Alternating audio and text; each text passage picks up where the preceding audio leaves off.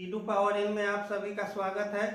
आज हम लोग एड्स से संबंधित महत्वपूर्ण बात के बारे में चर्चा करेंगे और जानेंगे कि एड्स क्या है और एड्स कैसे होता है और इसके क्या बचने के उपाय हैं और इन सब महत्वपूर्ण बातों पर हम लोग चर्चा करेंगे।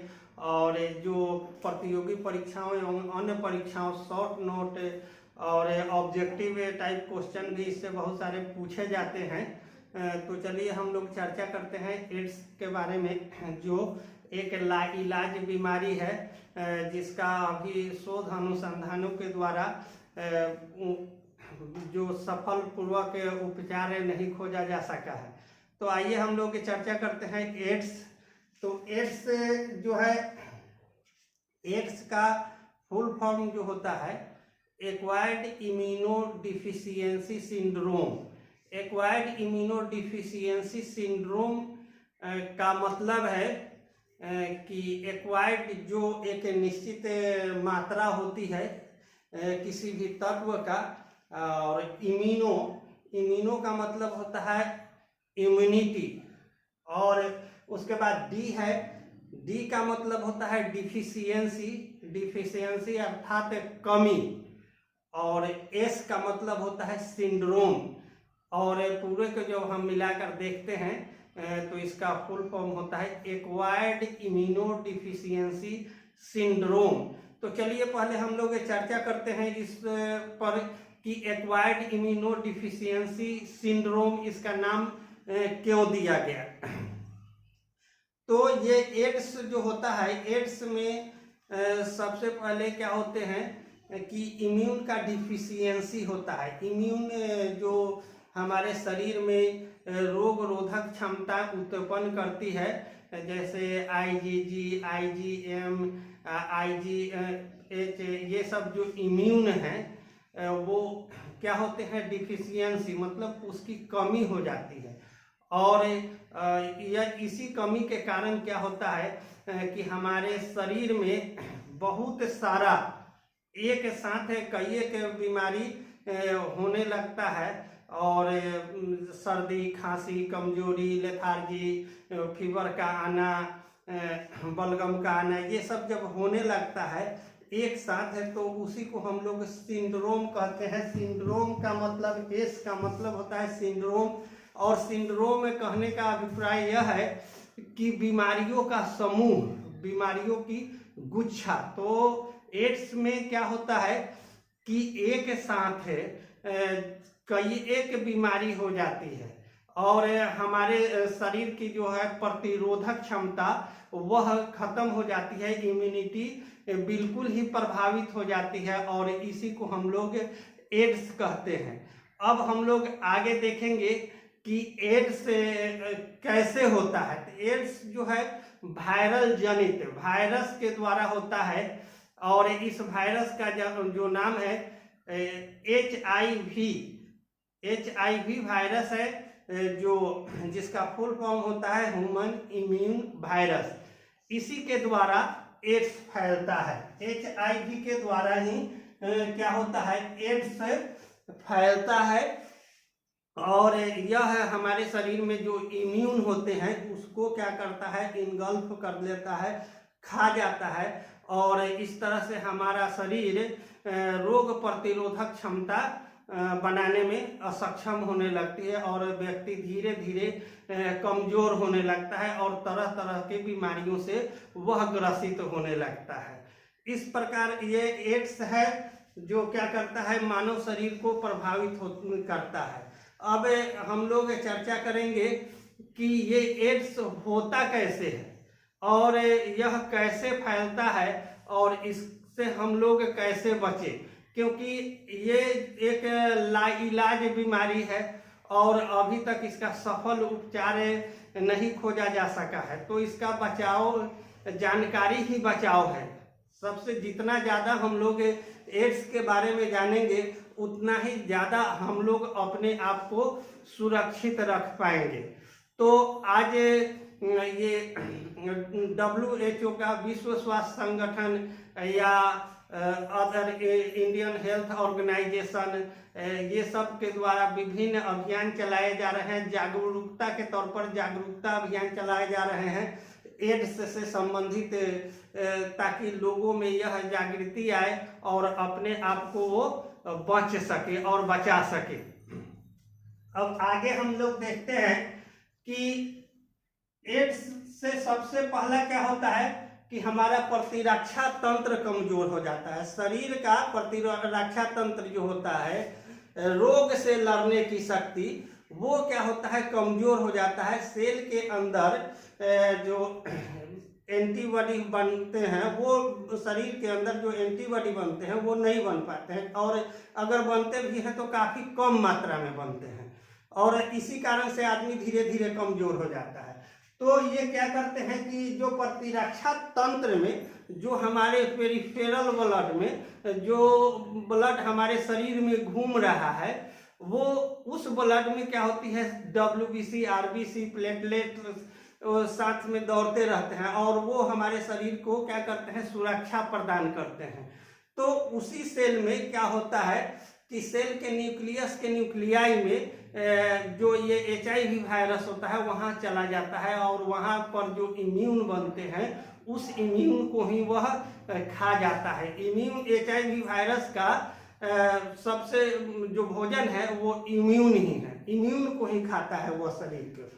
अब इस तरह से वो हमारे प्रतिरक्षा तंत्र को दिनों दिन प्रभावित करते हैं, और इसका इंक्यूबेशन है, अगर कोई आदमी एड्स से या HIV वायरस से ग्रसित है तो इसका इंक्यूबेशन पीरियड जो होता है 7 से 17 साल का होता है। 7 से 17 साल तक HIV के वायरस आपके शरीर में बैठे ही रहते हैं, और धीरे धीरे जैसे जैसे आपकी इम्यूनिटी को खाते जाते हैं, आप धीरे धीरे कमजोर होते जाते हैं, और यह तब अपना एक विकराल रूप ग्रहण करता है, और आपको का शरीर बिल्कुल ही कमजोर पड़ने लगता है। अब हम देखते हैं कि एड्स होने के कारण, एड्स क्यों होते हैं, इसका क्या कारण है। तो हम लोग सबसे पहले बारी बारी से चर्चा करेंगे कि एड्स के क्या कारण है। तो संक्रमित रक्ताधान, संक्रमित रक्ताधान अर्थात ब्लड ट्रांसफ्यूजन, जो ब्लड ट्रांसफ्यूजन है, उसमें अगर दूषित रक्त किसी को चढ़ाया जाता है तो इससे भी उसके शरीर में, अगर कोई संक्रमित व्यक्ति है और उसके ब्लड को किसी स्वस्थ व्यक्ति में चढ़ा दिया जाता है तो वो भी HIV से ग्रसित हो जाएगा, एड्स से ग्रसित हो जाएगा। तो सबसे पहला इसका कारण है कि ब्लड ट्रांसफ्यूजन, दूषित रक्तदान, मतलब रक्त चढ़ाने के समय ये सावधानी रखना है कि हम लोग HIV का टेस्ट करें, जांच करें, और उसके बाद ही किसी व्यक्ति को रक्त दान करें या कोई आदमी रक्त चढ़वाए। तो इस प्रकार से हम लोग देखते हैं कि अगर हम लोग सुरक्षित रक्तदान करते हैं, ब्लड ट्रांसफ्यूजन करते हैं, तो एड्स होने की संभावनाएं नगण्य हो जाती है, न के बराबर बिल्कुल ही नहीं रहती है। अब दूसरा जो इसका फैलने का, एड्स का फैलने का कारण है असुरक्षित यौन संबंध। असुरक्षित यौन संबंध का अभिप्राय है कि जितने भी कपल्स होते हैं, जो सेक्सुअल पार्टनरशिप होता है, उसमें क्या होता है कि बिना जाने समझे और बिना कोई टेस्ट किए अगर सेक्सुअल रिलेशनशिप कायम होता है तो उसी को हम लोग क्या कहते हैं, असुरक्षित यौन संबंध। असुरक्षित मतलब बिना जाने, बिना समझे और अगले व्यक्ति के बारे में कुछ नहीं जाने, और फिर बिना जांच के ही क्या करते हैं, अगर हम सेक्सुअल रिलेशनशिप कायम करते हैं तो इसी को हम लोग असुरक्षित यौन संबंध कहते हैं। इसके द्वारा एड्स बहुतायत फैलता है। तो हम लोग अगर जानेंगे कि असुरक्षित यौन संबंध क्या है और इससे हम लोग कैसे बचे, तो निश्चित रूप से हम लोग एड्स से बच सकते हैं। तीसरा जो है इसका मुख्य कारण दूषित नीडल सिरिंज का प्रयोग। दूषित नीडल सिरिंज का प्रयोग जो है हम लोग बहुत आयत देखते थे कि पहले एक ही नीडल से 2, 3 आदमी, 5 आदमी, 10 आदमी को इंजेक्शन दिया जाता था। लेकिन जब एड्स जैसे लाइलाज बीमारी का पता चला और उससे समय से यह रोक लगा दिया गया कि एक नीडल और एक सिरिंज से एक ही व्यक्ति को इंजेक्शन दिया जाएगा। अगर दिन भर में 5 बार पड़ता है तो 5 सिरिंज लगेंगे उसमें। इस तरह से क्या होता है कि दूषित नीडल सिरिंज के प्रयोग से हम लोग अगर बचे तो एड्स होने की संभावनाएं काफी कम हो जाती है। और इसमें एक और है हजामती रेजर ब्लेड। हजामती जो रेजर ब्लेड होते हैं, शेविंग जो कराते हैं, उसमें भी क्या होता है, कोई संक्रमित व्यक्ति है और उसका दाढ़ी बना और उससे कट गया ब्लेड से, तो फिर क्या होते हैं उसी ब्लेड से अगर दूसरे व्यक्ति, स्वस्थ व्यक्ति का दाढ़ी बनाया, शेविंग किया जाता है तो क्या होते हैं कि फिर से HIV के संक्रमण उसमें भी हो जाते हैं। और इस प्रकार से हम लोग देखते हैं कि दूषित नीडल सिरिंज और दूषित हजामती ब्लेड से भी क्या होता है, एड्स फैलता है। तो हम लोग इस पर सावधानी रखेंगे तो निश्चित रूप से एड्स होने की संभावनाएं समाप्त हो जाएगी। अब अगला देखते हैं कि एड्स के क्या माने और कारण है। तो संक्रमित माता के गर्भ में पल रहे बच्चे। अब यहाँ इसका क्या है रिलेशन, संक्रमित माता के गर्भ में पल रहे बच्चे को भी HIV का इन्फेक्शन हो सकता है, क्योंकि जो एड्स का जो वायरस होता है वह प्लेसेंटा को भी क्रॉस कर जाता है और माता के गर्भ में पल रहे बच्चे को भी वह इन्फेक्टेड कर देता है और बच्चा भी क्या होता है, एड्स से ग्रसित हो जाता है।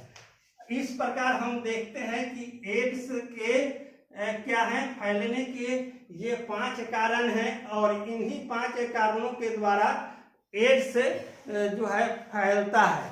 अब हम इसके बचाव, एड्स से हम लोग कैसे बचें, तो एड्स का जानकारी ही बचाव है। एड्स का क्या है, जानकारी ही बचाव है, क्योंकि सफल उपचार अभी तक इसके नहीं हुए हैं। तो सबसे पहले हम लोग को सावधानी क्या करना है कि रक्तदान के समय हम लोग बिल्कुल बिना जांच किए हुए या कोई एक्सीडेंटल या कोई किसी घटना होती है किसी के साथ, तो जब भी हम ब्लड का आदान प्रदान करें, या तो ब्लड किसी को देते हैं या फिर ब्लड लेते हैं, उस समय बिल्कुल ही सावधान रहना है कि बिना जांच किए हुए HIV, हेपेटाइटिस या बहुत सारे और डिजीज हैं, उसका बिना जांच किए हुए हम लोग ब्लड का ट्रांसफ्यूजन न करें, सबसे पहला। और दूसरा है कि दूषित नीडल सिरिंज का उपयोग बिल्कुल ही नहीं करें।